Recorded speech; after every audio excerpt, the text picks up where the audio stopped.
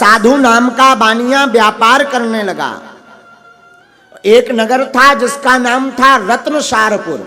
वहां के राजा थे राजा चंद्रकेतु।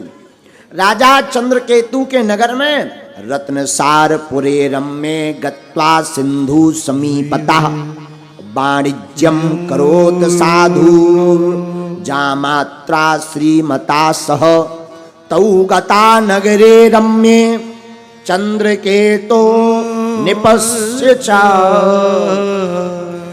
चंद्रकेतु के नगर में व्यापार करने लगे। एक दिन एक घटना घटी। कुछ चोर राजा चंद्रकेतु का धन चुरा करके भाग रहे थे। और वो चोर कोई और नहीं, भगवान ने माया से दो चोर बनाए। राजा का धन चुरा करके भागने लगे। भागते भागते उन चोरों ने धन को वहीं चुपचाप रख दिया जहां वो साधु नाम का बानिया और दामाद ठहरे थे। और दूर जाकर के वो चोर विलुप्त हो गए। राजा के दूत पीछे से आ रहे थे। इन दोनों के पास धन को रखा देखा, इनके पास माल पाया गया तो चोर इन्हें ही माना गया। ये दोनों रोते रहे, हमने चोरी नहीं की, हम चोर नहीं हैं। पर भैया जा पर कृपा राम की होई, ता पर कृपा करे सबको। जिस पर राम जी की कृपा होती उस पर सब कृपा करते। और जो अपराध भगत कर करई, राम रोष पावक सोई जरई। जिन पर राम जी की कृपा होती उस पर जगत कृपा करता है। और जो भगवान का भक्त का अपराध करता उसे राम के क्रोध रूपी अग्नि में जलना पड़ता है। इस पर भगवान रुष्ट हो गए। दोनों ससुर और दामाद को बंधन में ले लिया गया और दोनों को राजा चंद्रकेतु के सामने हाजिर किया। दोनों ने आकर के राजा को प्रणाम किया।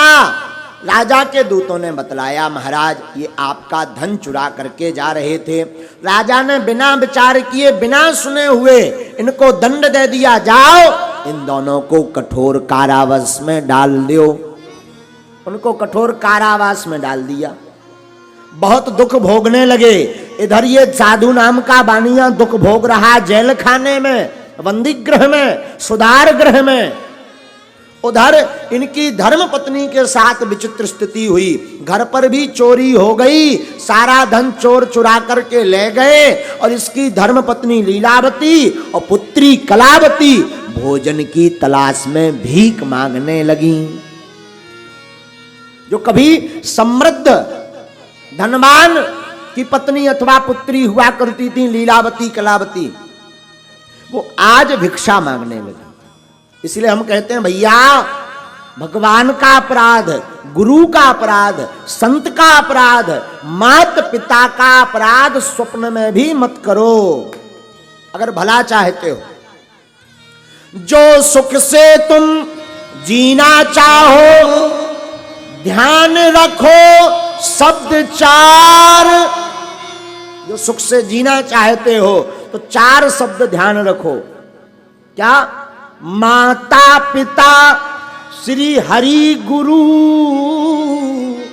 इनको ना भूलो उपकार, इनको ना भूलो उपकार, इनको ना भूलो उपकार। हमने कई बार देखा कि पुत्र अथवा पुत्री ज्यादा हाई इंटेलिजेंट हो जाते हैं, पढ़ जाते हैं तो माता पिता को ही सिखाने लगते, गुरुजी के सामने ही अपनी पढ़ाई बतलाने लगते।